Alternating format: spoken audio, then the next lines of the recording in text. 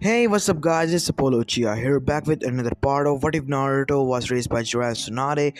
And before continuing this part, if you haven't, please leave a like and subscribe to my channel if you like the content of this channel. And without further ado, let's continue with our story.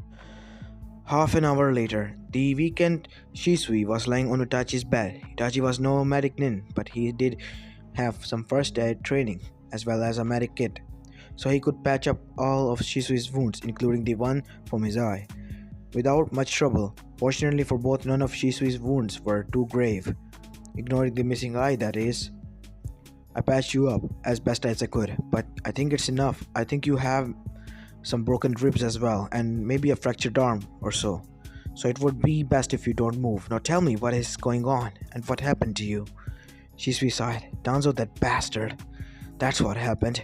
Noticing Itachi's confusion, the one-eyed Uchiha decided to elaborate. I was on my way to the Nakara shrine when I was told that Danzo wanted to speak with me. He deemed me a threat, claiming that I wanted to use the Kotomatsukami on him and the Hokage and tried to remove my eyes. At least I managed to keep one eye before I lost his goons.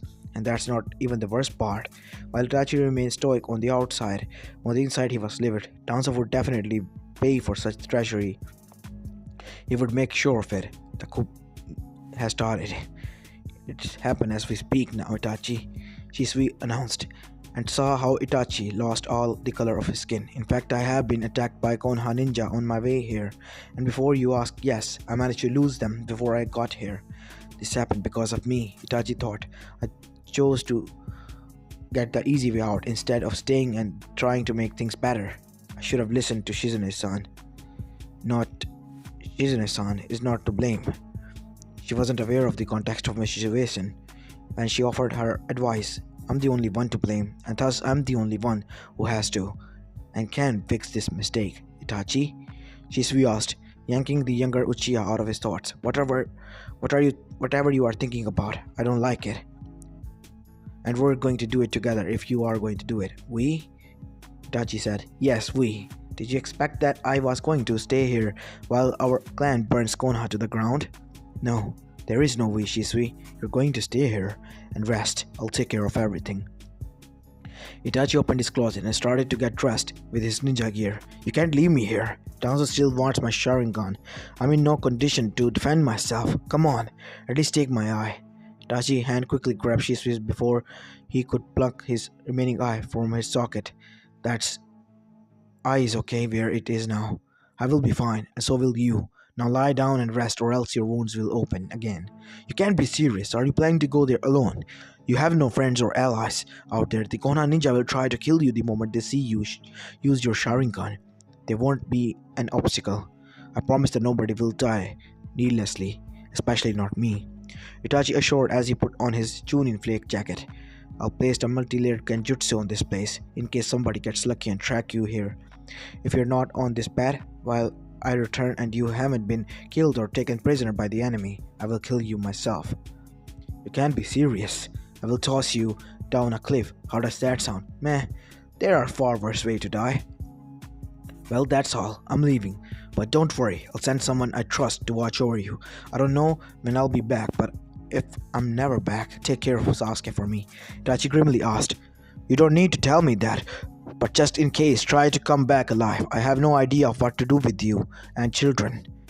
Itachi chuckled at Shisui one last time and left through a window. Link break. Hyuga was having dinner with his wife and daughters. It was a moment he enjoyed the most since it was one of the few rare opportunities where he could spend some time with his family as a whole. Not counting his brother. Sure, he opened a lot of time training his daughters, but contrary to his popular belief, Hyuga also enjoyed the rare moments he had to relax. After all, being a clan head was a rather demanding and thankless job. So, how was your training with Uzumaki-san and Jiraiya-sama, Hinata? Hiyashi asked without taking his eyes off the dinner. Very good, father. Hinata softly replied. My infinity is lightning, though I have to complete a few chakra control exercises before I learn any new jutsus. Hinata explained. Lightning? Interesting. I heard it's a good element to use in conjugating with bladed weapons. Too bad we don't use those, Ikari casually commented. Maybe I could use lightning with the gentle fist, Hinata meekly suggested. Combine the gentle fist with elemental ninjutsu. That's unheard of, Nahashi exclaimed. I think it's a rather sound idea. It would give our techniques another layer of power, Ikari sharply replied. Still, Hinata should master the actual gentle fist first before thinking in doing modifications. Yashi countered. Suddenly, a branch house member barged in the dining room, panting. Yashi-sama, you need to come with us. It's a disaster. Yashi tensed and jumped on his feet. What's going on? The Uchiha are leading an insurrection against the village. Ikari gasped in horror. Hinata didn't fully understand what those words meant, but she knew it wasn't anything good. And that's not all. There are dozens of Uchiha outside the compound. They're demanding for you to come out and face them. Alright, let's go. Ikari, stay here and take care of the girls. I will see what this nonsense is about. Link break. 10 minutes later, Hiyashi arrived at the front patio of the compound, where many Hyugas, both main and branch house, were already on a fighting stance, ready to engage with invading Uchihas and their mercenary allies. Among them were the brother Hisashi and Hiyashi Hyuga, head of the Hyuga main house. What is this about, and what is the meaning of this? Hiyashi demanded, just like the branch house members said. There were a multitude of Uchihas present. Among them, a masked man in a black cloak with red gloves stood out. Apparently, he wasn't the leader of the Uchiha clan. To Hiyashi, Age looked a few steps forward. Hiyashi guessed he was a Jonin as well. Hiyashi Hyuga, both you and your entire clan have been deemed as a threat to Konoha. You will have to come with us. If you resist arrest, we will use lethal force. I'm sure both me and my clansmen will come peacefully if you show us an arrest order with the stamp of the Hokage office and the Hokage signature. Hiyashi replied back, the Hokage no longer rules over Konoha. The military police is the village's highest authority now. Now tell your clansmen to surrender. This is my last warning. The Uchiha Jonin said, now you hear my warning, Uchiha. This ground under your feet belongs to the Hyuga clan. If you or your treacherous clansmen aren't out of my property, in less than 10 seconds you will be escorted out of here inside a coffin. I'm going to take that as a hostile response. Everybody, attack! Multiple Uchihas filled throughout hand shields, and others grabbed some shurikens from their tool pouches. Fire release. Great Fireball Jutsu. Fire release. Great Phoenix Sage Fireball Jutsu. A barrage of firebolts of multiple sizes and shurikens fell towards the Hyuga, still standing their ground, though it is the Uchiha thought they could take them down with range attacks. They had another thing coming. 8 trigram vacuum palm ball shouted many Hyugas as they thrust their palms forward, releasing multiple vacuum blasts that stopped some of the incoming fireballs. 8 trigram heavenly spin, other Hyuga shouted while they turned into blue chakra twisters. They deflected the remaining fireballs. While the Hyugas were defending, half of the Uchiha and their criminal allies decided to charge forward.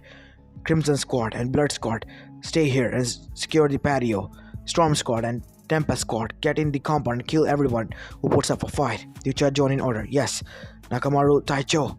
Multiple Uchihas replied in unison as half of the Uchiha there abandoned the patio and got into the compound. However, Hiyashi had heard those orders and he wasn't going to have any of that. Thanks to his Bakugan, he spotted his brother in no time and leapt at him the moment he stopped the heart of an Uchiha Chunin with a well-placed palm strike. Hisashi, I need you to go inside and protect Hikari and the kids. Hiyashi shouted. We're in the middle of a battle right now and I won't leave your side. It's my duty. The younger twin replied, your duty is to obey me, and if you need cover, I will provide you some. Now go, Hiyashi said as he engaged 2 Chunins of Uchiha and clan. Shooting one last glance at his older brother and the clan head, Hiyashi nodded and relaxed his back and rushed back to the complex. Link break. Shikaku Nara, Inoichi-Yamanaka, Choza Akamichi, you 3 have been declared the threat to the village and will have to come with us. If you resist arrest, we will use lethal force, Mikoto Uchiha announced. Shikaku looked around himself. Half of a dozen Uchiha slept by the wife of the clan head, surrounding both him and his 2 closest friends, just after dispatching a bunch of mercenaries that were looting a store. Is this some kind of joke, Mikoto-san? Shikaku asked, because if it is, let me tell you, it is a very tasteless one. Yeah. You're the police. Shouldn't you be dealing with these rats that are infesting the village all of a sudden? Choza asked. Choza, I believe it is the Uchiha who brought these rats. It didn't seem any of these criminals come attacking any Uchiha, Inoichi commented. Well, what is your answer? Mikoto asked. Shikaku sighed dramatically. This is going to be such a drag. Then in an instant, his hand shields formed a seal, Shadow Limitation Jutsu. Multiple back treadmills shoot from Shikaku, shadow, and filled towards the Uchiha, who jumped in time before being caught. While in air, Mikoto's hand ran through hand shields, fire release. Great Fireball Jutsu. The Uchiha clan head wife breathed a huge fireball at the Nara clan head, who was forced to move and cancel his jutsu. Separate them from each other. Not only are they joining, their teamwork is downright legendary. Mikoto ordered. Yes, Mikoto-sama. The Uchiha replied. They outnumbered us.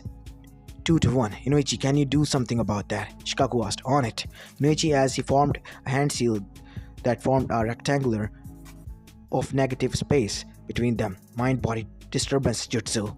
Two Uchihas that were about to attack him were stopped in his tracks, realizing that they no longer controlled their bodies. Much to their horror, they stabbed to each other repeatedly. Good work, now it is my turn, Choza said, making a hand seal. Multi-sized jutsu, Choza's body inflated into a large ball.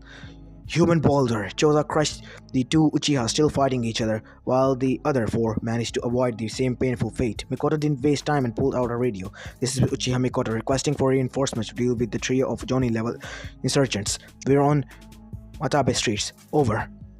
Insurgents were not the only ones trying to take over Konoha. Thank you, Shikaku said as he activated his shadow limitations jutsu again. In no time, a couple of Uchiha Chunin leading a group of mercenaries joined the fray. More people? What a track, Choza moaned. Choza, can you take care of the rebel? You can count on me with that. Multi-sized jutsu, Choza's size increased several times and used his also enlarging bow staff to wipe the mercenaries and the Uchihas as if he was cleaning the floor. Still, if proved to be a harder task than expected, since his foes were quicker than they thought, and his increased size made a perfect target for the Uchiha's fireball and shurikens. That should keep them busy, while Inoichi and I will deal with these red-eyed pests. Watch out who you call pest, Nara, and Uchiha shouted as he leaped at him, which proved to be a mistake since he put Shikaku in the perfect position of binding him with his shadows. Thank you for your helpful assistance, Uchiha-san. Now, go out to hell and die, will you? Shikaku said as he made a hand sign. An arm enlarged from the Uchiha shadow, which reached his neck and strangled the unlucky Uchiha to death. Meanwhile, Inoichi was about to take control of another Uchiha's body when he felt several chakra signatures getting closer. Shikaku, one more enemy coming in, Inoichi warned. When do they come from? Shikaku said as he tried to nail the remaining enemies with his shadow limitations. 5 o'clock. Watch out for the roofs. Choza, did you hear that? Yes, I see them now, the giant Akamichi said as he moved to intercept them. I'll see if I can take Mikoto down. She's the leader of this squad, Inoichi announced, making the same hand seals again, pointing at the two Uchihas that were fighting Shikaku. Mind-body disturbance jutsu. Once again, those two Uchiha stopped in their tracks, stopped attacking Shikaku, and lunged at a crawling Mikoto, who did her best to keep them at baiting without killing or hurting them much. Shikaku, now! Thanks to the distraction provided by Inoichi, the Nara-Akimichi-Yamanaka managed to capture Mikoto and his shadow limitation jutsu. Success again, Shikaku said with a slight smile, though his sad smile vanished when he saw that Mikoto was also smiling at him. In your dreams, the Uchiha Konomichi retorted before disappearing into a cloud of smoke, leaning a trash can in her place. Inoichi, track her down now! Shikaku frantically barked. The Yamanaka clan had nodded and made a sand sign again. He managed to find Mikoto in no time, who happened to be just behind him. Inoichi tried to turn around, but not before Mikoto stabbed him in the back with a kunai. She then kicked him into the ground and jumped backwards a few meters. Ah! Inoichi instinctively threw his hands at his back, trying to remove the kunai. Inoichi! Yelled Shikaku. I'm okay. It's only a superficial cut. The jacket protected me somewhat. Try to remove the kunai if you can. Mikoto's lips formed a chilling smile. Shikaku paled, unbeknownst to Inoichi, while the kunai only made a flesh wound on his back. There was an explosive tag attached to the blade weapon that Uchiha Matrix made hand sign, which was followed by an explosion, and Yamanaka was no more. For a second, time seemed to stop for Shikaku and Choza as they saw their mutual best friend, longtime partner, and trusted teammate being blown up. When the dust settled, all that was left was his shattered, immobile corpse. This is the fate of those who oppose the new rules of Konoha. I'll be forgiving and willing to give you a chance to surrender. If you do not surrender, you will follow the same fate as your friend, Mikoto shouted, adopting a now cold, neutral tone. Choza let out of a defeating shout and started to stomp wildly around him in an attempt to crush the nearby enemies, not caring for the buildings he could potentially bring down. Shikaku, on the other hand, only shot at Mikoto a chilling murderous glare while remaining there immobile. "That was a mistake," was all what Shikaku said. Mikoto didn't say anything, just frowned and motioned her hand at him. Multiple Uchihas and mercenaries leapt towards the Nara clan head. For multiple directions, weapons raised in air, ready to kill him, but Shikaku wouldn't have any of that. Making a quick hand heal, multiple shadow treadmills shot from his shadow, instantly catching his attacker, spinning him in one place. With another hand heal, another shadow treadmill appeared, except that this one were material and took the shapes of spikes and impaled the paralyzed ninja. The shadow then retreated and the enemy ninja fell to the ground, motionless. Your next shadow gathering jutsu. More shadow treadmills shot from Shikaku's shadow. These also being material and flied at Mikoto. While far from her prime, the Uchiha Konichi did an admirable effort dodging them so far, but constantly running for jumping to the sides. She then leapt into the air and made several handstands before grabbing one shuriken from her pouch. Fireless, flaming shuriken jutsu. The ninja stars immediately caught on fire the moment Mikoto tossed them. Shikaku gasped, cancelling his jutsu and tried to move out of the way, but he was too slow. The burning shurikens pierced his flake jacket and embedded themselves into the Nara's flesh. Another one down. Mikoto cheered, but her cheering was short-lived as Shikaku disappeared in a cloud of smoke. What? A shadow clone? Mikoto tried to look around for the real Shikaku, but then realized that she couldn't move. From the corner of her eye, she could see that a shadow treadmill had caught her shadow. Shikaku jumped down from the nearby roof he was on. A shadow clone. When did you make it? I didn't see. My eyes. You were in front of them the whole time. Mikoto would have stopped his foot on anger if she was able to move. Certainly you didn't. The Sharingan is rather hard to fool, but hard doesn't not equal to impossible. To answer your question, I used the explosive tag that you used to kill Inoichi on a cover. What? But how? The moment I saw that explosive tag, I already knew that Inoichi was dead. All that was left for me to do was to avenge him, and devised a plan in order to make you let your guard down. Now all that was left is for you to pay. Shadow neck bending jutsu. Mikoto saw a black hand creeping through her body until it reached her neck, and in less than a minute, her whole world turned into darkness. Link break. After retrieving Neji, Hiyashi found Hikari, Hinata, and Hanabe in the dining room, just where his brother said they would be. After telling them what was going on, he began to lead them to one of the compound's emergency exits, where Hisashi saw many Hyugas fighting the Uchiha's invaders, and in most cases losing against them. He felt the urge to help them, but felt compelled to ignore them and followed Hiyashi's instructions instead. What are we going to do once we get out of here, father? Neji asked. We will try to find some help. Do not fear, Neji. Everything will be fine. Unfortunately for the Hyugas, the Uchihas, a Jonin and a Chunin blocked their path. All members of the Hyuga clans are under arrest. If you resist, we will use lethal force. The Uchiha Jonin echoed his commander's voice and words. Would you dare to hurt children, you monster? Hikari spat at him as she clutched Hanabi in her arms. There is no need to hurt anybody if you come peacefully. The Uchiha Chunin interceded. Hisashi said nothing and spurred to action. Taking advantage of the Chunin's momentary lack of focus, he managed to land a palm strike on his chest, knocking him backwards. The Jonin immediately retreated and unsheathed a katana and attempted to slice him. Hisashi bended backwards just in time, and the Uchiha's katana only sliced some of his hair. The Uchiha Chunin managed to get back up on his feet and saw going through several hand seals, fireless, Phoenix Sage Fire Jutsu. He shouted, casting multiple fireballs at Hisashi. Just as fast, Hikari, who no longer had Hanabe on her arms, jumped in front of Hisashi as she started to spin. Heavenly spin, she shouted, turning herself into a spinning dome of chakra, deflecting the fireball. Don't you dare to ignore me. I may be retired, but I am still a Jonin. Thank you, Hikari-sama. Let me repay your kindness by finishing this fight. 8 trigram, 32 palms. Hisashi shouted as he delivered a quick succession of palm strikes on 2 Uchihas. 2 strikes, 4 strikes, 8 strikes, 16 strikes, 32 strikes. Unable to stop the barrage of gentle fist strikes, the Uchihas fell to the ground, prey of sudden chakra exhaustion. While that attack was nowhere near enough to kill them or even close all their chakra points, it was enough to put them out of commission, long enough for the group of 5 Hyugas to escape the compound safely. Mother, where is father? Isn't he going to come with us? Hinata asked. Your father is fighting the Uchihas who attacked our home. Don't worry, dear, he's strong. He will be fine, Hikari said in a reassuring tone. As they ran away, Hisashi looked at the compound, which had several parts of it on fire, one last time and wondered if Hisashi could escape alive and meet them again. Link break. Back in patio, the battle had finally died down. The place was littered with corpses, both Uchiha, missing Nin, and Hyuga alike. Only 2 men were standing, Hisashi and Ko Hyuga. Both of them had some minor injuries and were exhausted, but they could stand on their own. The Hyuga patriarch looked around and had to repress the urge to throw up. The sight of so many Hyuga's dead bodies sickened him to the core. Not even fighting in the Third War shook him like this. Yashi-sama, are you alright? Ko asked as he limped to him. Yashi tried to regain his composure. Yes, Ko. Come on, let's get out of here. I can hear fighting still going on. We need to save as many clansmen as possible. Yashi then heard a sickening noise coming from Ko. Ko suddenly grunted, blood coming out of his mouth. He looked down and saw a sword protruding from his chest. Ko fell to the ground, revealing his murderer, the masked man of the black cloak. Yes, Yashi, go and save your clan, or what's left of it at least. The masked man mocked as he removed his sword from Ko and kicked his corpse aside.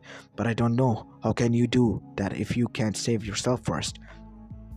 Yashi didn't say anything and slipped into a gentle fist stance. You will pay for that, murderer. We both had the Byakugan activated. How did you manage to ambush Ko like that? Well, I could tell you, but if I did, I'll lose one of my main advantages, and that would be pretty detrimental. Don't you think? The masked man replied in the same tone as he sheathed his katana. Yashi tensed when he saw his enemy flying through Hanseal's wood release. Great spear tree. What? Yashi was shocked, though his battle instinct compelled him to jump backwards, trying to avoid the emerging sharp tree roots trying to impale him. Though his Byakugan, he saw that some more roots were merging, surrounding him. Heavenly spin! Yashi turned into a spinning blue dome that shattered the roots. That moment they tried to grab him. Not bad, definitely not bad. How about this then? The masked man commented, doing hand seals again. Multiple great fireball jutsu. The masked man shot a succession of large fireballs at Yashi. The Hyuga clan had dodged some and blocked others with vacuum bomb, all while he dashed towards his foe, who remained in the same place, making no attempt to move. Impressive. Guess that you guys don't exaggerate that much when you boast about your powers. If you thought that was impressive, wait until you see this. Yashi slipped into the gentle fist stance again. The battle is over. You're within my division field. 8 trigrams, 64 palms. The Hyuga clan head lunged at the masked man. 2 strikes, but much to his bewilderness, his hands phased through the masked Uchiha's body harmlessly. 4 strikes. The result was the same. Well, I'm afraid to say that wasn't very impressive, the masked man said as he let out a yawn. What is this trickery? A genjutsu? Of course it has to be. There's no way you can use the wood release. A genjutsu, you say? Good guess. But if this is a genjutsu, try to explain this. Suddenly, at an almost unpredictable speed, the masked man unsheathed his katana again and buried it inside Hiyashi's chest. Does it feel like a genjutsu, Hiyashi-sama? The masked man pushed his sword deeper. He then pulled his sword out and kicked Hiyashi's corpse back to the ground. After cleaning the blood from his weapon on Hiyashi's robe, he sheathed his sword again and pulled out a scalpel. Oh my, Hiyashi, what a beautiful eyes you have. I hope you don't mind if I borrow them. Then he looked around and noticed all the dead Hyugas around him, many of them over main house. Oh, what the hell? I'll take them all. You don't see a chance like this every day. The masked man started to hum a cheery melody as he began to harvest the Byakugans from the dead Hyugas. Link break. Meanwhile, at the Hokage's tower, Sarutobi was unaware of all this chaos and destruction that was unfolding on the village he ruled. He was happily reading a novel on one of his tower's living rooms when one of the night shift envoys priced inside the room, a man who wore the mask of a tiger. Hokage-sama, it's a catastrophe, the envoy shouted. Panicked, the Uchiha clan is trying to take over the village. Sarutobi slammed the book shut and turned at the envoy with a shocked expression. What? When did that happen? We don't know, Hokage-sama, but we did believe it was at the sunset. They have a criminal army and mercenary backing them up. What is the situation now? The Uchiha and their allies have taken over the torture interrogation department, the Hyuga clan compound, the hospital, and the Iwari, and some compounds from minor clans. They're currently trying to take the Jonin Standard Station and the academy, and we spotted an 8-man team leading by Fugaku Uchiha himself heading here, probably to take over the tower and assassinate you. Sarutobi was trying his best to process the gravity of the situation. What happened to Shisui Uchiha? Did the other Uchiha see through his ploy? There has to be an only logical explanation. However, there is no time to ponder what had gone wrong, but to remedy the problem at hand. He had to act now to prevent the number of deaths from growing. I want you all, the envoys of the tower, to go and liberate the hospital. That's your #1 priority. Then I want you to protect the civilians from being attacked. I will stay here and will try to make Fugaku-san to be reasoned with.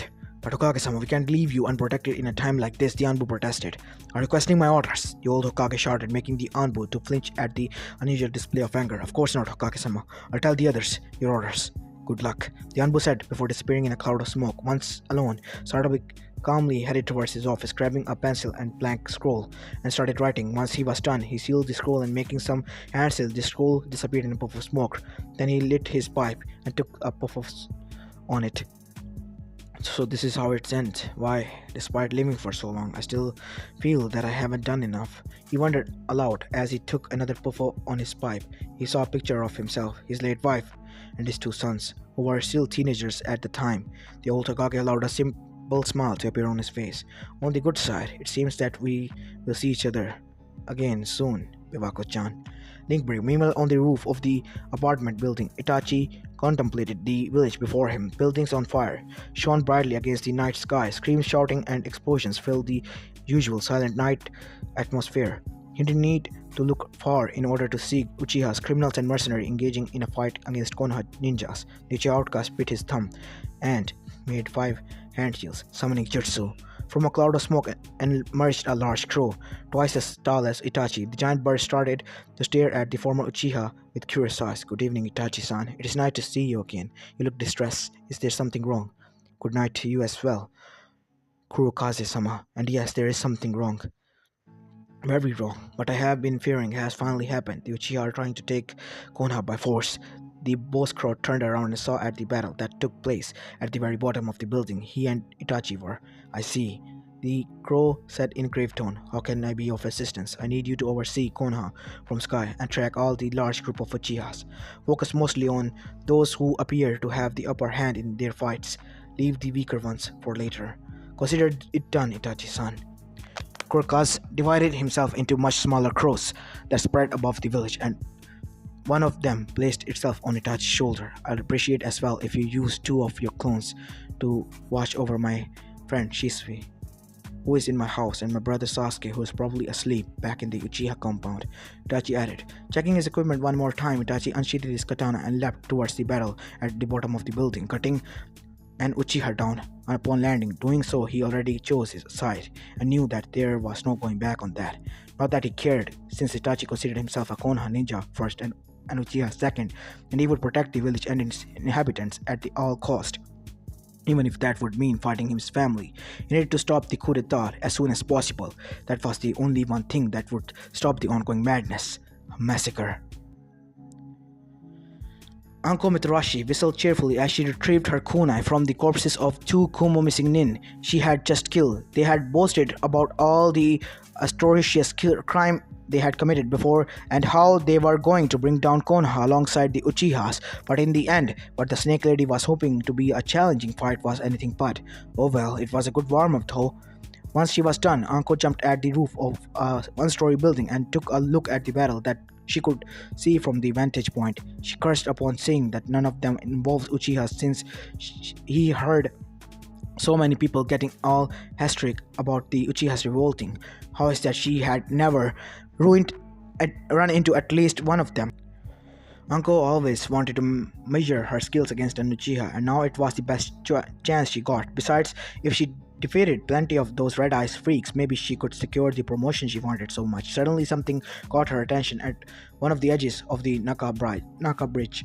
A single man with a massive sword was fighting 3 Konoha ninja who were unable to land a hit on him. They finally gave up and fled, but the man remained in the bridge for some reason. He didn't disappear to be an Uchiha, but maybe he would provide a better challenge than those non-criminals she had been dealing with for the past hour. Jumping through the rooftops, Anko quickly arrived at the bridge and landed in front of the man, who stared at her with indifference. The man was tall, with a muscular build, spiky short black hair, and no eyebrows.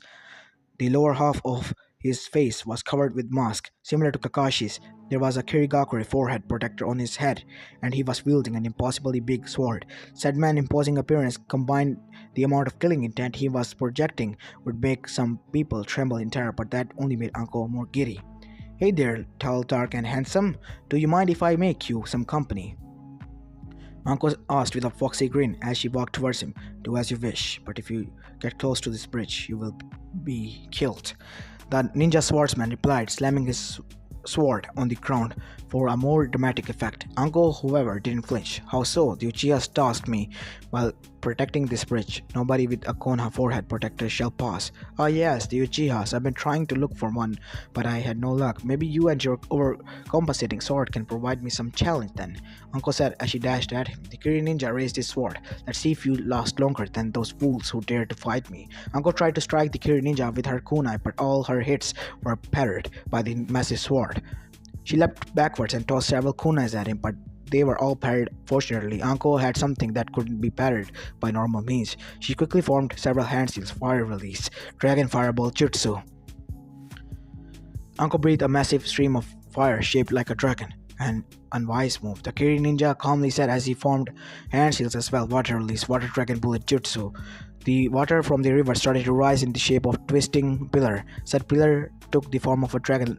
After letting out a roar, shot forward, both elemental dragons clashed against each other, but the water dragon obviously overpowered Anko's fire dragon, and the purple-haired Konoichi was hurled against a massive ball water construct. Anko ground, spitting water while trying to stand up. Much to her horror, she saw the swordsman already in midair, ready to cut her down with a massive sword. Die, the masked swordman stated, and his sword came down. Fortunately for Anko, the gigantic sword didn't hit her, but another kunai instead, being held by a black-haired Konoichi. Taking advantage of the Kirin ninja's sudden surprise, the Konoichi managed to kick him back while she landed on her feet beside Anko. Anko, are you alright? Yeah, thanks, Kurenai. Anko said as she got back on her feet. Thanks, Kami, you recognized me. I have lost counts of all the times I have been attacked by Konoha ninja. They mistook me for an Uchiha, Kurenai complained. Well, those red eyes of yours kinda look like Sharingan. Anko nodded, making Kurenai frown. Don't give me that look. I'm just stating the facts. Anyway, what are you doing here? I thought I could take this guy alone, but I bit my own more than I can chew. Uncle, do you know who is this man? Kurenai asked. Uncle guessed by her tone this was a rhetoric question. This is Zabuza Momochi, a misdemeanor from Kirigakure, one of the infamous seven swordsmen of Mist. He attempted a coup d'etat against the Mizukage, but fails. Of course, he would be part of another coup. I see that you've done your homework. Zabuza appeared to be flattered by Kurenai's knowledge of him.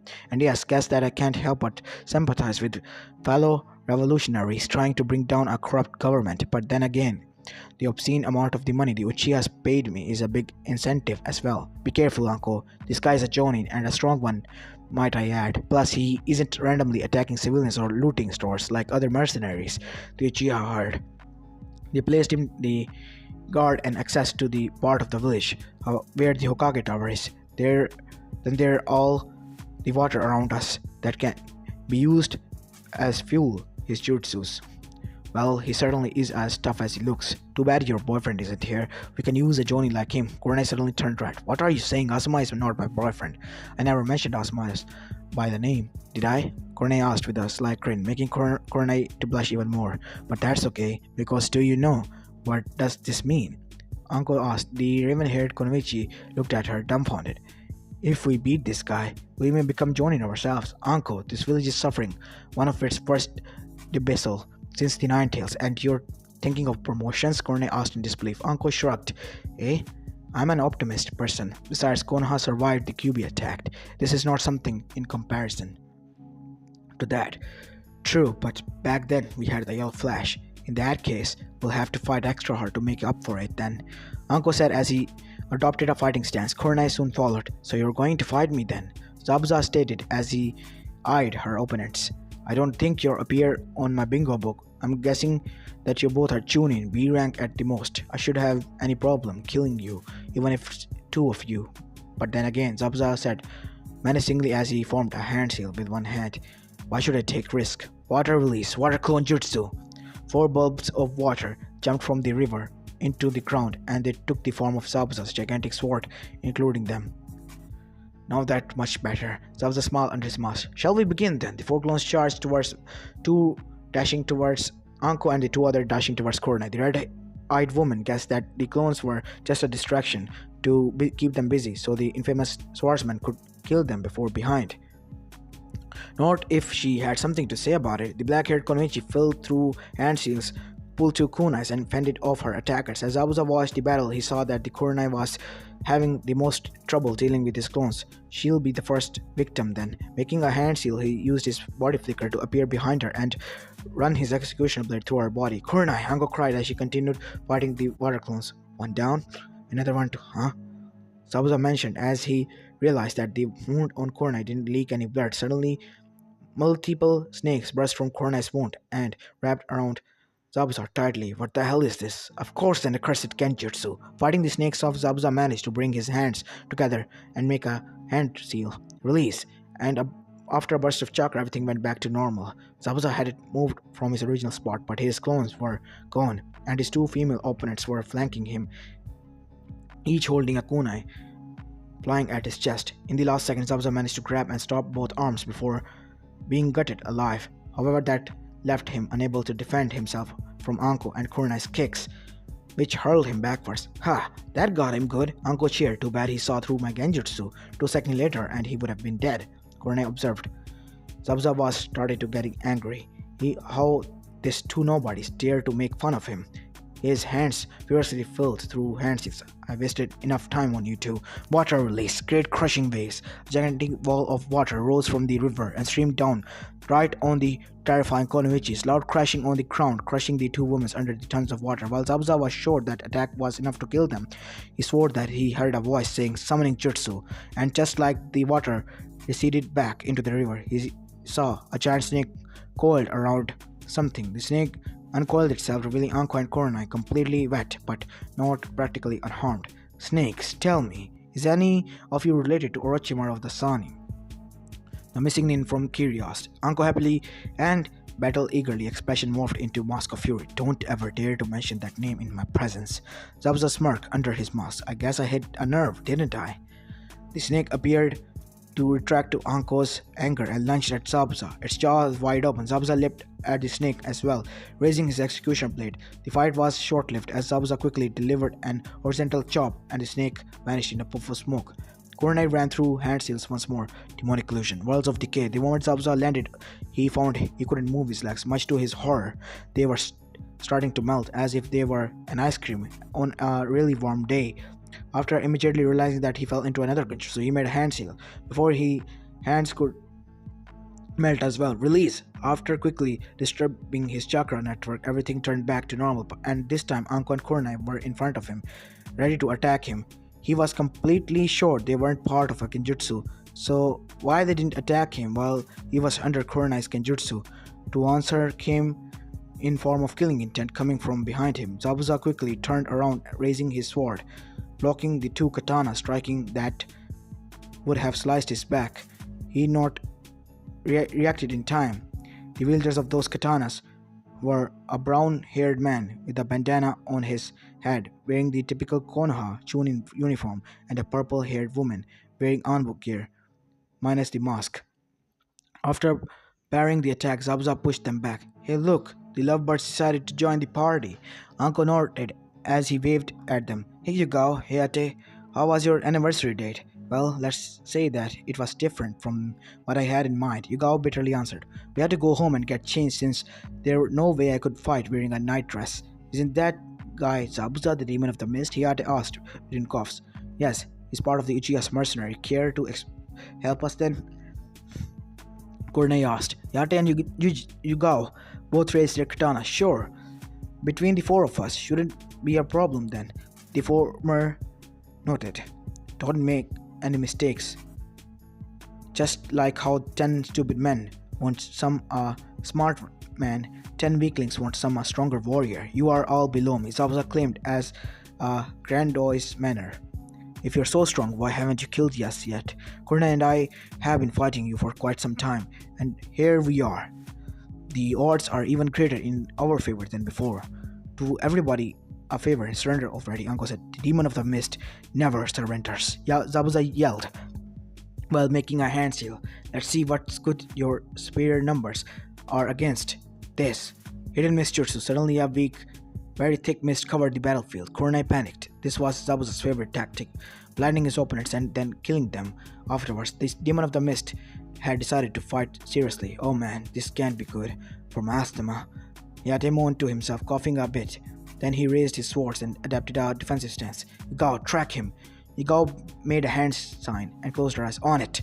Fortunately for the Konoha ninja, the purple-haired Konoichi happened to be a sensor. She had a hard time tracking Zabuza since the mist was laced with his chakra.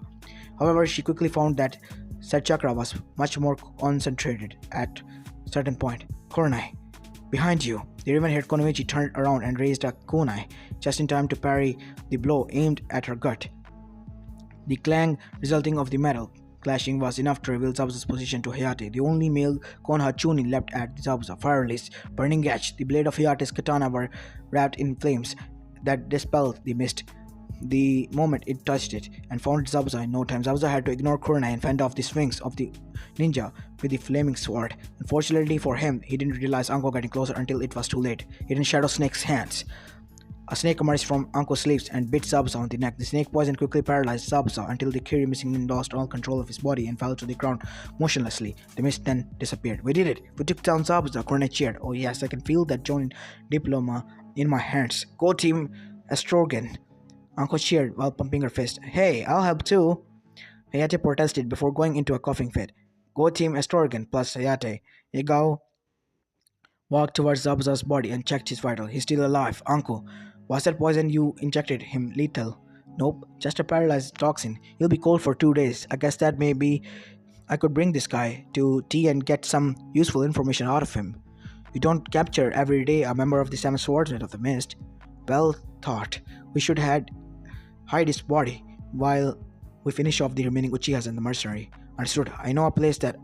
Anko suddenly yelled as she fell on her knees and her hands reached the back of her neck. Anko! Kurenai quickly rushed to check her. What's going on? The curse seal. It's burning. Anko said, visibly in pain. Kurenai opened her eyes wide at the implication of such statement. That means, yes, the traitorous bastard is here. Link prays, Senju residence, Tsunade Senju. You, your husband, and your adopted son have been declared a threat to the village and will have to come with us. If you resist, we will... Boom! Excuse me. Were you saying something? Tsunade said innocently, while Tsunade dealt with the 2 Jonins and 2 Chunins.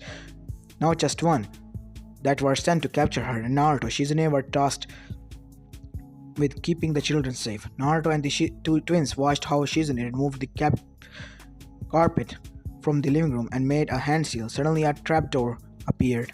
All of a sudden, Shizune opened the trapdoor and motioned the kids to go inside. This is a shelter we built after Tsunade-sama and Jiraiya-sama listened to a prophecy from one of the toads of Mount Miyaboku. Jiraiya-sama covered it all kinds of protective seals, so it's pretty much impossible for anybody, with all exception of Jiraiya-sama, Tsunade-sama, or myself to open it from the outside.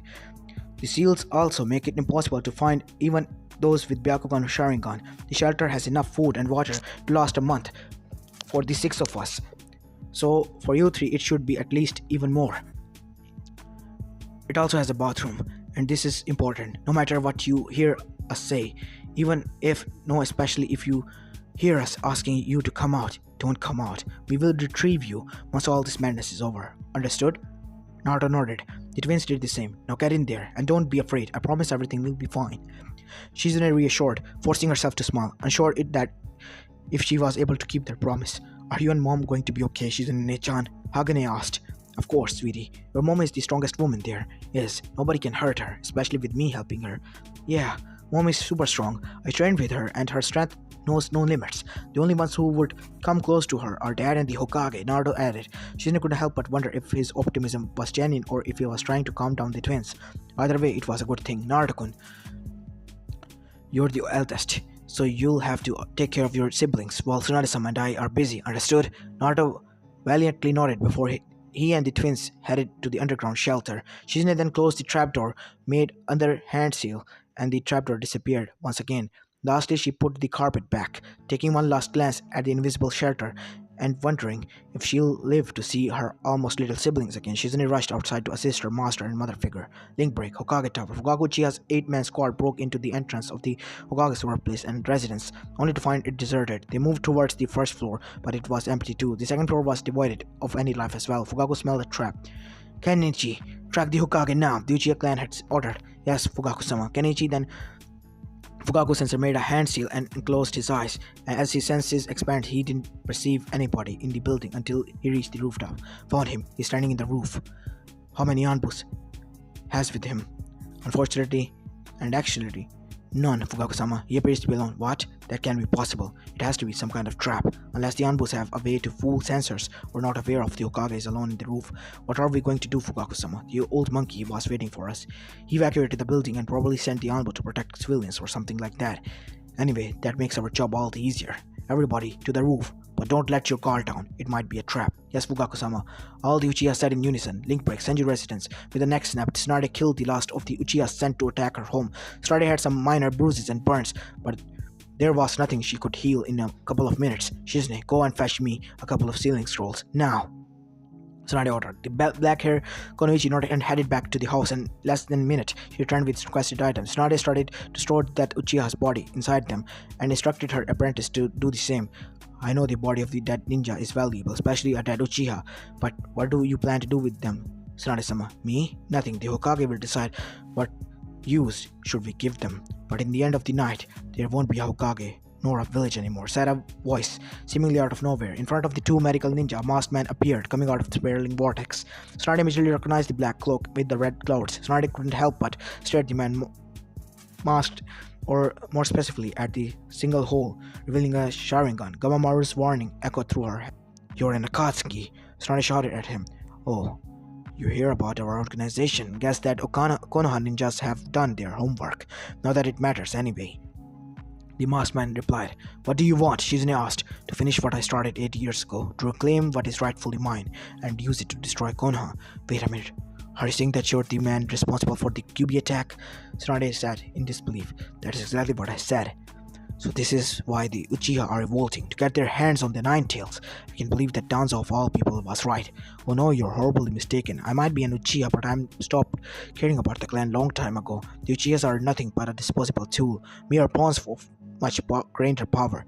See, with this coup d'etat, the Uchiha and Konoha will destroy each other while I take advantage of the ensuing chaos and get the QB. Everybody wins. The blonde Sunny gritted her teeth. She was about to say something when the crystal on her necklace began to glow with a teal light. What the? Oh, how curious. I'm not into jewelry, but that's an interesting necklace you got there. I think I'll take it as well, but first the Jinchuriki. The masked man said as he advanced towards the house. If you want Naruto, you'll have to go through me first. Tsunade said, definitely, as she planted herself in front of the man. Trust me, that won't be a problem. Tsunade snarled something unintelligible and threw a punch towards the masked man's face, but much to her surprise, her fist phased through his head in as if the man was an illusion or mirage. What? Shine shot her several senmons from her wrist-mounted launcher, but they phased through him as well. There's nothing you can do to stop me. Don't waste your energies doing so, or do it. It won't make any difference. Who are you? Asked Shizune. My name is irrelevant, but if you wish, you can call me Tobi. Tobi said as he entered in the house. I believe that the kid will be upstairs, right? Tobi teleported to the upper floor and inspected the two bedrooms that looked like they belonged to children, but he found nobody there. He proceeded to inspect the rest of the house, annoyed, but there was no one in the house. His Sharingan scanned every centimeter of the house but couldn't find any of the chakra signature on it. But deep down, he felt that Jinchuriki was there somewhere hiding. Muttering a curse, Tobi teleported outside back with Tsunade and Shizune. Where is the Jinchuriki? Tobi asked angrily. His voice was demanding. His one eye flashed red. On a safe place far away from here, where neither you nor people like you will be able to touch him. Tsunade answered. Can't that fancy Sharingan track him? You lie! Tobi loud. He's here, I can feel it, even my eyes can see him. Yes, I know he's really close, even if I can't reach him myself, and if I can't do that, well, maybe your screams will make him come out on his own. So scream contest then. I have a feeling that you're going to be the winner then. Tsunade replied confidently as she cracked her knuckles. You have no idea what you're dealing with, Sani. Tobi said as he formed many hand seals. Wood release, great spear tree, as the thick root emerged from the ground and wrapped around Tsunade and Shizune. Almost forgot how to breathe. Shizune escaped using a body replacement, but Tsunade stayed there motionless. You, how can you use my grandfather's? Tsunade asked in disbelief, unable to shake the shock. Was this stranger related to the Senju in some way? There was also the fact that the necklace reacted to him, just like it did to her children. Like I told you, you know nothing about me, or what can I do? That's why fighting me it's a foolish errand. Tobi replied. as he unsheathed his katana. Tsunade-sama, don't stay there. Move! We can wonder how he can use the wood release, but first we have to defeat him, Shizune yelled. Tobi lunged at her, his katana aiming to forward. Now perish. Shizune's sword managed to snap Tsunade out of her trance, and making her use of famous chakra enhanced strength, and she broke free from her binds. Tobi stopped in the last second and jumped backwards to avoid any possible counterattack. Sorry about that, Shizune. Please understand it was quite the shock, but I'm better now. Tsunade assured as she calmly removed her clean howry. Let's crush this guy. Right. Shizune chimed as she pulled out 3 senmons and tossed them at Tobi. However, much to her shock, the senmons faced through the marksman. What? The second after Shizune threw her senmon, Tsunade had dashed towards Tobi, who made no effort to dodging and lunging her fist at him. But just like Shizune, Neela's Tsunade fist phased through his face. What is this, a genjutsu? Tobi smirked under his mask, just like that Hyuga said. And just like him, you're going to find how wrong you are, the masked man said before quickly punching Tsunade on her gut, leaving her breathless, followed by a kick to her face. The moment she unwittingly bent over. Does that feel like a genjutsu? Shizune threw more senmons at him, but the results were the same. You already did that before. Did you expect a different result now? Alright, this is something your fancy intelligibility won't protect you from, Shizune said as she leaped above him. Poison mist! Shizune's cheeks puffed out and released a stream of purple mist from her mouth that engulfed the masked man. However, Tobi flew out of the poisonous cloud like a missile and unsheathed his katana again. I think I'll get rid of you first, declared Tobi as he prepared to deliver a diagonal slash. Unfortunately for Shizune, the attack never came as Tsunade managed to grab Tobi's ankle and slammed him overhead to the ground multiple times until his ankle slipped through Tsunade's hand and quickly crawled away from the slug princess. Shizune landed beside Tsunade. Tsunade-sama, you touched him. Shizune squealed in joy. I did more than just touch him, Tsunade said with a confident smirk. You can turn intangible at will, but in order to harm us, you have to turn corporeal, right? In that case, it's just a matter of timing or attacks. You're one clever bitch. Tobi painfully got back on his feet, but this changes nothing. That was a mere lapse of judgment on my part. You won't touch me again. I must admit that you're way tough if you can still stand up after a beating. Most people wouldn't be able to even move after that. I think I already stated that I'm not like everybody else. Now let's see how much pain can you stand until you reveal the location of the Jinchuriki. Tobi threatened as he disappeared in a swirling vortex. Shizune, stay alert, Tsunade warned. Her apprentices were now alerted.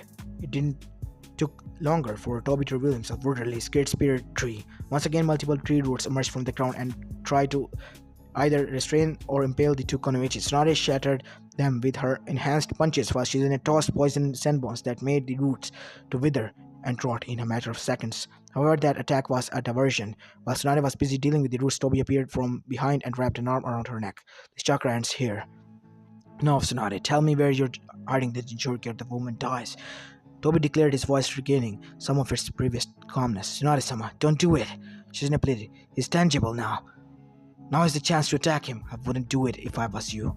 Do you think I can kill this woman and then use my ability to avoid your attacks? Tobi asked. Tsunade remained there, hesitant. Running out of patience, Tobi made his decision. I see. Say goodbye to this woman then. The blade of Tobi's katana brushed through Shizune's chest. The black-haired Kunoichi let out a gasp of pain. No! Tsunade threw her hands over her mouth. See? This is what happens when you oppose somebody you can't hope to defeat. Now, Tobi was uninterrupted by Shizune's bursting into a cloud of purple fog. What? Tobi jumped back in an attempt to avoid the poisonous mist, but he accidentally breathed some of it. Poison clone. Clever, right? The real Shizune appeared behind Tobi. What? You made a clone? I never took my eyes from you. How did you evade my Sharingan? Tobi protested between coughs. To answer your question, I did it while you were inspecting our house. Wait, I've been fighting a clone the whole time? Tobi's disbelief grew by the moment, as so did his coughing. He landed a few hits on Tsunade-sama, but none of my clone. My clones can last hours if they don't receive any damage. And judging by your coughs, I guess that the mask of yours doesn't filter poisonous gases.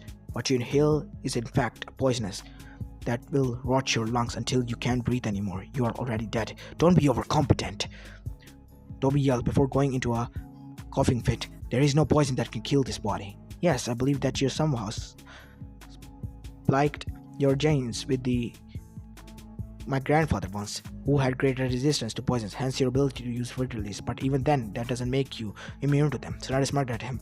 Let's see how you will fight when you can hardly breathe.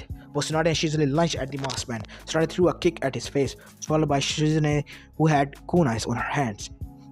Both their attacks phased through Tobi. The Akatsuki member tried to slash Tsunade, but his swings was way sloppier than before, and Tsunade had no trouble dodging it. Shizune threw more sunbones at him from her wrist mount launcher, which Tobi dodged by jumping backwards. Your breathing is getting heavier. Even if you somehow survive this, you won't survive my fist. Shut up! Tobi angrily yelled as his hands flew towards Handshields. Wood release, Great Sphere Tree. More roots emerged from the ground and launched at Tsunade. The slug princess smirked once again and raised wood. Heavenly foot of pain. Tsunade brought her foot down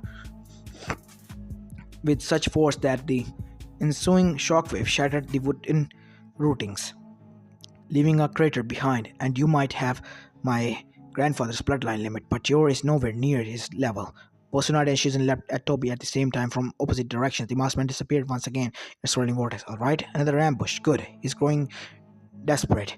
Come on, coward, show yourself, Shizune shouted. As you wish, Tobi said as he appeared right behind Tsunade. The blonde Sanin immediately turned around and punched the masked man, who shattered into thousands of woods shreds. A wood clone. Suddenly, a blade burst through Tsunade's belly. Blood started to leak out of it. Tsunade's eyes grew wide in shock. Tsunade-sama, she yelled in her. I believe that you're not a clone. Right, bitch, Tobi hatefully said as he pulled his sword out and kicked Tsunade in the back, making the Sanin to fall on her face. Tobi's hand then flew through the hand's fire release. However, a rather several coughing fits stopped him from completing the attack. Knowing that this was her only chance, Tsunade gathered all her chakra she could muster on her fist, turned around and delivered a devastating punch at Tobi. The Akatsuki had no time to turn intangible and Tsunade's fist landed on his right shoulder, shattering it completely, cutting the right arm from the rest of his body and hurling him towards a wall. Ugh! Tobi moaned as he got on his feet as good as he could. That certainly hurt. How are you still alive? Tsunade asked. I could ask you the same thing. Surrender, you monster. Tsunade-sama got you good. Between that hit and my poison, there is no way you can win now. Shizune cried. Maybe you're right. But mark my words, sooner or later the QB will be mine, and this world of despair and lies will disappear. Tobi said as he disappeared in a swirling vortex. Tsunade coughed blood. Shizune quickly rushed towards her masters and checked the wound on her belly. It poured large amount of blood. Alright, Shizune, you know what to do. Yes, first off the hemorrhage. Shizune reminded herself as she used the mystical palm jutsu on Tsunade's wound, closing it slowly. Guess it's a good thing I got over my fear of blood. Tsunade weakly joked. Tsunade-sama, don't speak. Don't tell me what to do. You didn't lose your temper. Guess that's the good thing. But seriously, don't talk. Still, Tsunade decided to follow Shizune's advice and didn't waste the little energy she had left on talking. While her apprentice brought her for near death, she couldn't help but wonder about the mysterious one-eyed man. Then she remembered what Jiraiya had told her about his long-term mission regarding the Akatsuki and the Cube attack. Orochimaru and his men, Tobi, were both part of the same organization.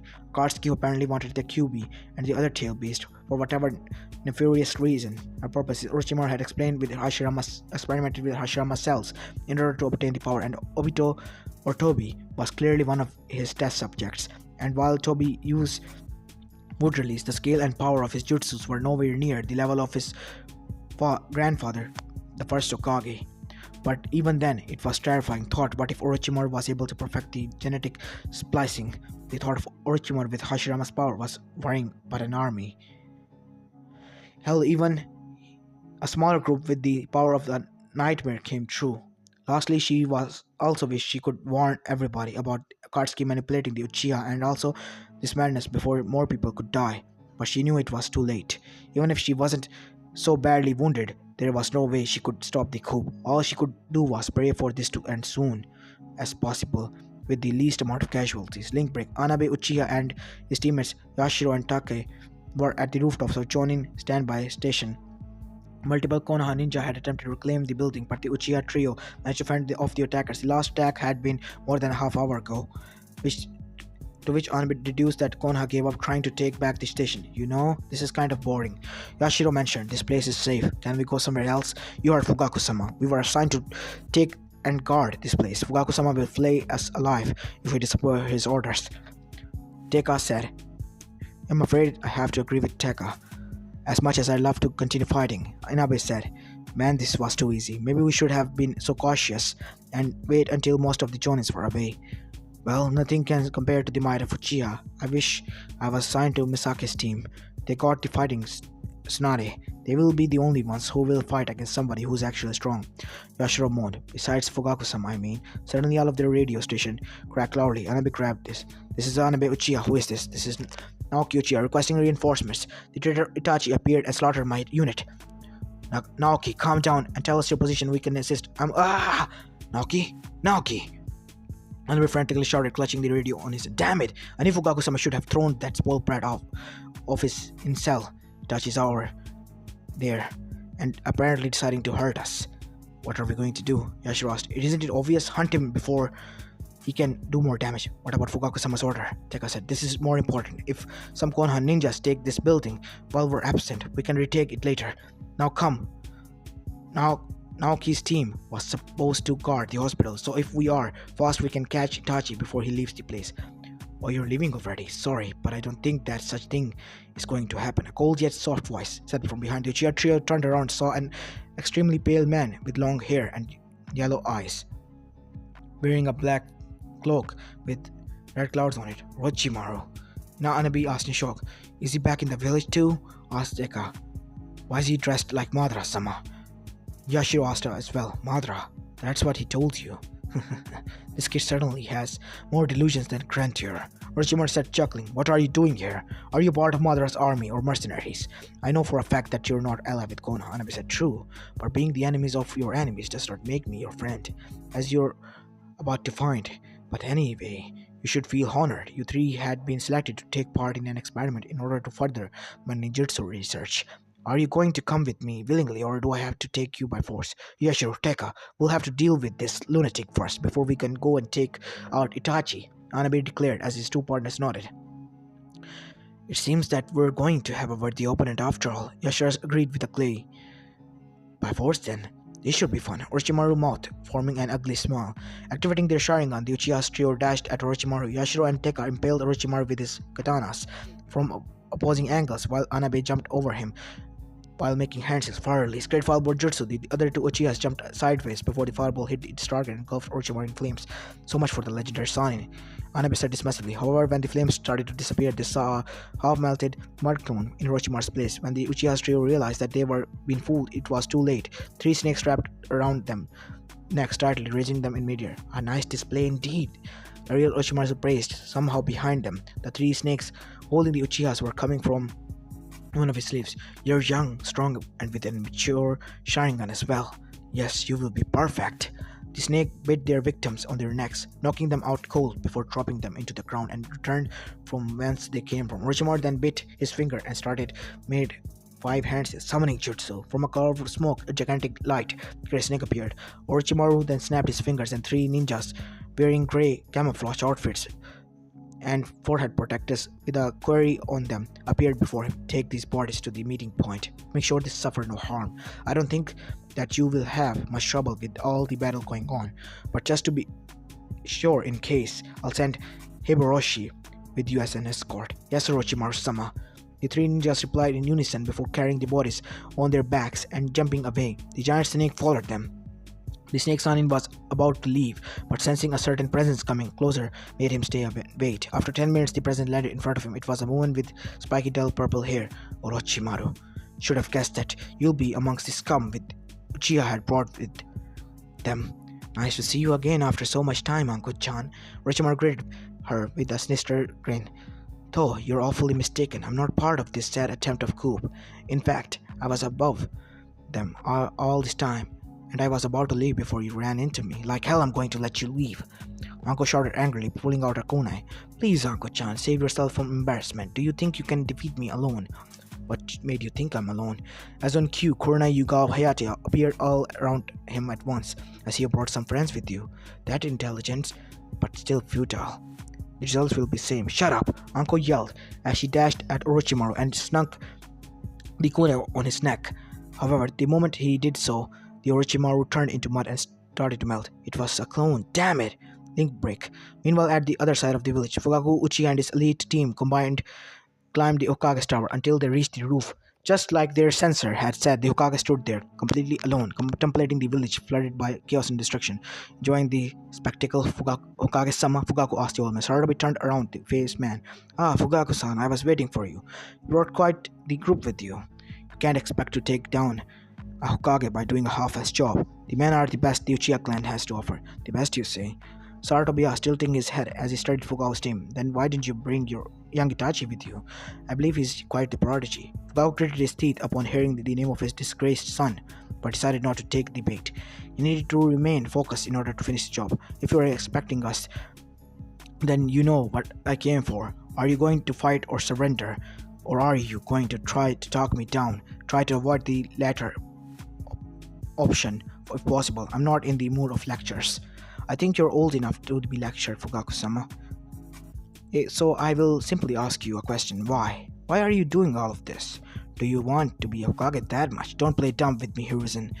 Fugaku replied, pointing an cautionary finger at the old Hokage. You might be old, but I know that you're far from being senile. You know perfectly why I'm doing this. I'm afraid I'm not. So please enlighten me, before more blood is spilled this night. Upon seeing Fugaku's frown, he added, I can assure you that this is not our ruse to buy time for whatever I had planned. I knew you were coming here since more than an hour ago. Had I planned a trap, it would have already sprung. If that's true, then you're an idiot for not doing so. Yes, I've been calling that myself before. I believe the words Danzo used was idealistic fool, but I guess that's something I can't change about me. The reason I didn't prepare a trap was because I do want to end this in a peaceful way. Fine, have it your way, Fugaku scoffed. The reason we're doing this is that we're tired. Tired of living isolated from the rest of the village. Tired of being barred from any position of power. Tired of being Konoha's attack dogs. Being kept in cages when you aren't throwing us at your enemies. And always held by a leash. But that's going to end now.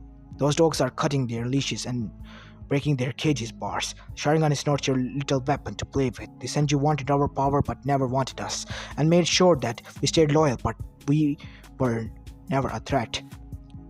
And when they were gone, they made sure the things could never change. You are the people of the first two Hokages, and the fourth was a student of one of your students. A cleverly crafted system that ensured that only those indoctrinated in the ideas of the Senju accessed the positions of power just like yours. To keep the status quo and stop any chances from happening regardless of how necessary they were. That is a lie, and you know it, Saradabi angrily replied. Though deep down he had to admit that Fugaku had a point. In a few years, your eldest son would have been made 5th Hokage. He has both the power and the wisdom to be worthy of the title. Fugaku snorted dismissively. Too late for that, Hiruzen. I wouldn't believe that, even if I didn't know of your little plan. Little plan? What are you talking about? The QB brat, who bears a more than striking resemblance to the fourth, who being raised by two of your students, one who has happened to be the granddaughter of the Hashirama, and the other who was the master of the fourth. And here's the best part. How that little boy boasts non-stop that he's going to become Hokage. Sure, kids his age have unrealistic ambitions, but that boy sounds so sure that he's going to be Hokage, as if somebody's already promised him much position. Tell me, Hiruzen, who could have put that idea into his young innocent mind? But it's not a matter of just being Hokage. Even if my son or my clansman became Hokage, he wouldn't just be a figurehead or a puppet, keeping the seat warm until the real candidate becomes old enough to take the head, while you and your little friends run everything from the shadows. But that's nothing going to happen anytime soon now. The village is rightfully ours, and we will take it back. Fugaku-san, please think about this. Even if you managed to kill me and counselors and became the new rules of Konoha, nobody would accept you. Especially those who lost loved ones during the coup. Konoha would get plunged into a civil war, like it happened with Kirigakure right now. But unlike Kirigakure, we don't have a sea or other natural defenses to stop other villages from invading us. The people of Konoha fear our power, so we will give them good reasons to fear us. Fear will keep the population from rebelling. Those who rule by fear are bigger fools than the helpless idealistics like me. Those who live under fear can't wait to throw away that yoke. I heard enough, Fugaku abruptly said. The dynasty of the Senju and those indoctrinated by them ends tonight. You can surrender and live a few more years, or you can die fighting us. Saratobi's mouth curved into a sad smile. In a swift moment, he tossed away his hat and robes, revealing a battle armor underneath them. I think you should have known my answer. before you came here. Sarutobi adopted a fighting stance. Every Uchiha minus Fugaku did likewise. If you planned to fight us, then why did you send your Anbu away? With them at your side, you might had some chance of surviving. The Anbus are helping people that needs their aid more than this old but far from defenseless man. Hokage puts the good of the village above his own. If you and your clansmen knew that, maybe one of you would have become Hokage. Make no mistake, Hiruzen, I'm not Orochimaru. I'm making this for the good of my clan, not for any sense of presence and personal ambition. Fugaku spat as he unsheathed his katana. Everybody ready to attack. Tonight his crow will feast on the flesh of the Hokage. Either way, you kill me or not, Fugaku-san, you will regret this decision. As this is where I'm going to be leaving off this part, guys. I hope you like this one, and if you do, please leave a like and subscribe to my channel if you like the content of this channel. And with that said, I'm going to be ending this video here. This is Apollo Uchiha, and I'm signing out. Peace.